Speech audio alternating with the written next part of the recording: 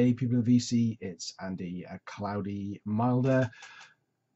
Got an 80s collection update for you. These are all albums that I've had for a little while, to be honest with you, but I've only really just got round to listening, so they're going to take the short journey from my inbox and make their way onto the shelves with the rest of the collection. Bit of a mixed bag, a few classics. I'll dive straight in. You can let me know what you think. So first up, picked this up at a record fair a couple of months back. You may remember Corey's VC channel, and I did a little video where we exchanged a Black Sabbath album, Paranoid. It was a bit of fun. I picked this record up in the same fair that I found that record for Corey, and it's Queensryche, Rage for Order. So this is 1986. It's EMI, and it's actually in a US pressing in superb condition. I was stoked when I found it. Perfectly readable spine. Yeah, it's. I think most people are familiar with Queensryche. It's quite theatrical in places. I suppose progressive. Does that suited better? I don't know. Songs like the Whisperer. Where's it gone? I can't see it now. Yeah, the Whisperer. Sorry, on side one. I forgot. I lost my train of thought. Yeah, specifically the vocals sound like Maiden after Bruce joined. I think so. Anyway, but there seems to be a real disconnect between their image and the sound. I did read that they were kind of forced to do more of the glam image with by the record company, but yeah, they didn't change their style of music at all. Came with the inner sleeve with lyrics and picture, again all in lovely condition. The EMI America label. I guess I mean, I usually condemn the use of keyboards on metal albums, but I think they really work here, complement the guitars really well. It's not just one sound overpowering the other one. So yep, I've still to pick up a copy of Operation Mindcrime. I'm hoping that won't be too far behind. Next up, really pleased to fill in a hole in my Girls' School collection. So this is Take a Bite from 1988. This is their 7th studio album, and the first to feature Tracy Lamb on bass, replacing Jill Weston-Jones. It's okay at best. Actually, it's not bad. It's not bad. Don't get me wrong. So this is the second album, really, after their disastrous attempt to gain favour in the US by going sort of more pop. Still trying to regain the UK fan base, I think, with this. It's a real back to basics record. It's more in the Motorhead style of rock and metal than the new wave of British heavy metal sound that they started with. I think Kim's vocals on here, Kim McAuliffe, they just sound a bit shouty and a bit forced. It's a fun record, but far from their best. And yeah, a cover of Fox on the Run as well. I'm not a big cover version fan, and the record doesn't do itself any favours with that on it. It's on the GWR label, which they shared with Motorhead, of course. Next up is a record that really surprised me. This is a record I actually got from Greg Blackmore Rules quite a long time ago now, as VCLT, And I kind of so Greg, when he sends VCLT, it's not that I don't listen to things. He sent this really big package, and there was a pecking order of things I was going to listen to, and this just kind of kept going down the pecking order, and then I bought other things in, and I didn't forget about it. It was sitting in the inbox, but I thought I'd pull out and give it a spin, just so I could at least comment on it. And so it's a band I first became aware of in about 87 or 88. And they were on. They were one track of on a free single that came with Metal Hammer magazine entitled "The Second New Wave of British Heavy Metal," and the track on it was awful, and their name is awful, and I'll show you it. Heavy Petting. The name put me off originally. The track in 87 was quite keyboardy. It was the way a lot of the commercial metal was going at the time. But when I picked this up and I was looking at the sleeve notes, at least I saw it was like 1983. This is actually a Canadian pressing. This is their first album. The Canadian US debut album for Heavy Petting is self-titled. The UK version of this album has a completely different cover with someone sort of looking through window blinds, and it's called a Let In Loose. Let In spelled like petting. So yeah, completely different name. All the songs are exactly the same, but yeah, just different name, different cover. But yeah, I saw it was 1983 and thought that's a lot earlier than I remember them. And then I looked at the makeup of the band, Hamey on vocals, Gary Moat on drums, Brian Moore on bass, Gordon Bonner lead guitar, and one of the best names actually of anyone in a band, Punky Mendoza on lead guitar. I noticed there was no mention of keyboards on here at all, so I stuck it on, and I was really surprised by just how much I enjoyed this album. Okay, it's not on a par with any of the classic albums we all know and love from 1983, but way better than their attempted resurgence in 87. So no keyboards on here, just good solid straight up heavy metal. I kind of wonder whether their lack of success initially came from, one, their name, awful name, but secondly, a lot of the songs, In and Out of Love, Broken Heart, Love on the Run, Love Times Love, Victims of the Night. It's just, the song titles are just too soppy for heavy metal of 1983, and that may well have not done them any favors. But I am so pleased I pulled this record out again, and I'm glad that you sent it to me, Greg. There we are. And I'm thoroughly enjoying this album, and I never thought I'd say that, but yeah, there we go. It's on Polydor, Heavy Petting. Next up, now this album I kind of picked up because so I'm not a fan of Kiss. I think I've said that before. Nothing. It's not that I don't really like them. I just don't really get them. I wasn't one of those who heard Kiss for the first time and it blew me away, because I didn't hear them at the first time when you guys did. I was aware of them. I don't think they were ever that big in the UK. They were never really hyped up.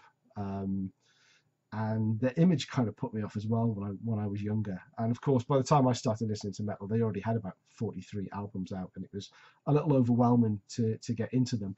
But one album which I consistently hear people say is a bad Kiss album is The Elder, or probably not their best, maybe rather than the bad album. In fact, no, I know some people who said this is just atrocious and it's not a real Kiss album, and that kind of intrigued me, because I thought, if I don't really like Kiss, I'm wondering whether I would like this. And I came across this record. It cost £4, and I thought I would give it a go, and you know what, I really enjoyed it. I thought it was really good. It is very different. It's not what I expected. There are I get why Kiss fans don't rate it highly. It certainly doesn't sound like anything else from Kiss I've heard. I said, to be honest, that's what appeals to me. It is one of those annoying albums where the track listing doesn't actually, track list on the back cover doesn't actually match the track listing on the record, and that pet peeve of mine. Absolutely hate that, especially as I'm trying to think what's that song I like. It's the look at the record, it's the third one on the side one, and you find it's not that song at all. Yeah, some interesting ones. There's what's that song? Under the Rose is a bit weird. Sounds like the music is playing at 33 RPM, but the vocals are playing at 15 RPM. Yeah, interesting. I believe this is a film. I've certainly not seen it, or never actually seen it in the wild either, whether it's on DVD or video. Let me know if you have, and if it's worth actually digging out. Is the movie actually any good? Casablanca label, Bish Bash Bosh, Kiss. So that is the only Kiss studio album I own. I have a couple of the Kiss Alive and Alive 2, and to be honest, I don't play much either. I know that's sacrilege for some of you guys out there. Talking of live albums, let me introduce you to my first ever Dokken album. And this is a Beast from the East, their live album from 1988. This is a European pressing on Elektra. As gatefolds go, it's a dull gatefold. No information other than thank yous and a couple of tour dates and a list of like Japanese production staff. I mean, really, who cares? UX production team. It's just the most uninteresting to read gatefold cover I think ever produced. Some nice live shots on the background. Dokken are a band I've not avoided. I just haven't really got around to them. I found this album initially difficult to get into. It was probably 3 attempts, and I actually had to, rather than have it on playing while I was doing something else, I had to actually sit down and give it some attention and a listen. And I found that I find the side one to be just a little slow and dull, to be honest with you, with the exception of Tooth and Nail, which is a great track. I just found the others just weren't gripping me. But when I really got into side two is just awesome. Kiss of Death, When Heaven Comes Down, Into the Fire, Mr. Scary. That side worked really well for me, and then 3 and 4 really good as well. So once I actually gave this the proper attention it probably deserved, I really started to enjoy it. I picked this up at Edinburgh Record Fair. Again, it's in lovely condition. I looked on Discogs after, and I think I paid a bit too much for it, but yeah, I think it's certainly broken the, what am I trying to say? I don't know, I lost my cherry for Dokken. So if I see some others, his studio albums out in the wild, I'm not going to be scared of picking them up. If you guys want to recommend a studio album that I should start with, please do below, and I will, if I see some, I will definitely pick them up. Again, not very many interesting labels I'm showing. They're all sort of standard big commercial record labels this time around. Next up, now here's an album, another classic, one from the Big Four this time. I'm bending the 80s rules. So my channel, my videos, my rules. So my 80s collection gets a little bit loose at the end. I kind of class 78, 79, and certainly 1990 within that sort of 80s metal bracket. Around 1990, I actually stopped listening to metal myself. I moved away from home, moved to a different city, went to college, had a whole bunch of new friends. None of them were into metal. I'd already started listening to some indie alternative rock by then, but that scene really hit big in the UK in around that time. And so this album, I didn't actually hear or get around to listening to other than one track when it came out until very recently, and that's Persistence of Time by Anthrax. Now, I picked this up on CD a couple of years ago, and never really given it that much of a spin, to be honest with you. But I have been rectifying that over the last week. I've played it a lot, and I'm really kind of getting into it. So it's their fifth studio album. Joey Belladonna's last of his first stint of Anthrax before being replaced by John Bush. So Got the Time was the only song. I remember that actually when that came out at the time. And it was played a lot, and it seems to be the only track other than playing the album that I've ever heard from this album before I'd started playing it. I think it's played a lot, and it really surprises me because it's and I didn't realize it was a cover version until very recently, and I didn't realize who had done it. So I had to look up and find out it was a guy called Joe Jackson, which rang a bell, and I actually remember Joe Jackson, some of his other tracks, and I would never have put him two and two together and thought he would have written a track that a thrash band would have gone on to cover, and it to be one of their favorite songs that they play live. But when I've heard the original, the Anthrax version isn't that much different from the Joe Jackson original. Yes, it's a bit faster. Yes, the vocals are a bit more metal, but other than that, there's not that much of a difference between the two. But I do think it's overplayed, and there are some really good songs on here.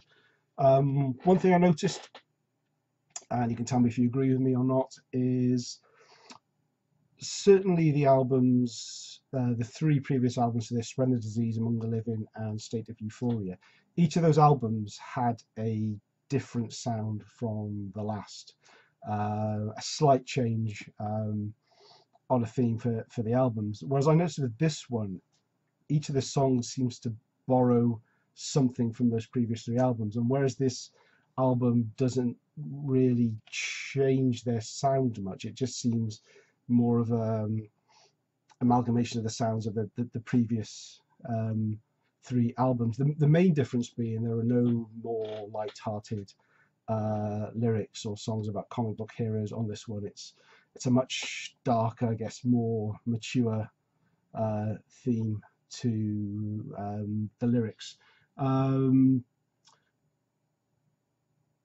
Actually, so I mentioned that to me, I hear bits of the previous three albums in most of the songs, if not all. Gridlock is the different one, though. That song sounds like it's the blueprint for Fighting Till You Can't Fight No More on Worship Music. If you listen to the opening minute or so of a Gridlock, it's Worship Music seems to use that as its riffs as well.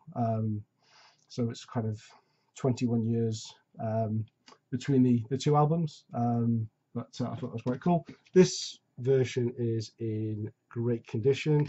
It's a UK pressing on Islands. Let's say this is 1990. And again, the inner is really good. There's a slight split in the inner here, but nice and shiny with the lyrics. And dark blue Island label. In the 80s releases, the Island label, the UK Island label was white with a bigger palm tree on it. So I didn't think this was a UK pressing initially, but it is. And you're not seeing double. It took me ages to find a copy of this. I was going to say I bought it on CD about 3 years ago, and within sort of 2 or 3 weeks of buying that, I found this one. I'm not really into buying doubles that much, but both of them are under 10 quid, and if you see an original Anthrax album for under a tenner, you cannot leave it in the shop. The same day I bought this second one, I also found another copy of Among the Living. So now I have 2 copies of this. Again, it was under a tenner, and to find this in pretty much perfect condition, you can see in the cover, I was amazed. It's almost like someone had just decided that to dump their collection, and I had a field day. So yeah, that's the lot for today. Let me know what you think in the comments, and I'll see you again soon. Cheers.